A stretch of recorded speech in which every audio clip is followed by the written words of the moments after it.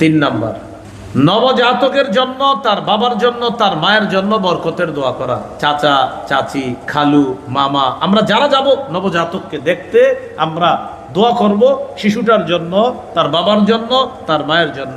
আবু দাউদ হাদিসের কিতাব 5106 নম্বর হাদিস।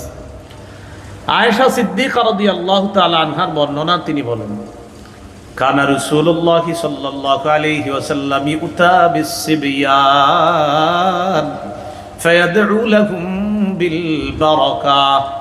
নবীজির কাছে শিশুদেরকে আনা হতো, আল্লাহ নবী তাদের জন্য বরকতের দোয়া করতেন। আমরা শিশুকে কোলে নিয়ে যেভাবে দোয়া করব, আমার সাথে একটু সবাই বলেন, জাআলাহুল্লাহু মুবারাকান আলাইকা ওয়া আলা উম্মতি মুহাম্মদ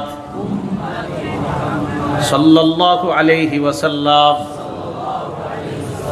বলেন, আল্লাহ তোমার এই সন্তানকে তোমার জন্য, গোটা উম্মতে মুহাম্মদীর জন্য বরকতের কারণ বানায় দেন। এই দোয়াটা নবজাতকের জন্য করা, তার বাবার জন্য করা, আর নারীরা যারা ঘরে যাবে তারা তার মায়ের জন্য দোয়াটা করবে, আল্লাহ তোমার এই শিশুটাকে তোমার জন্য, শিশুর বাবার জন্য, আর গোটা জগতের জন্য আল্লাহ বরকতের কারণ বানায় দেন। দেখেন আমরা কতগুলা মানুষ শিশুটাকে দেখি, একজনের দোয়া যদি আল্লাহ কবুল করেই ফেলে, এই সন্তানকে আল্লাহ বরকতপূর্ণ বানিয়ে দিবেন।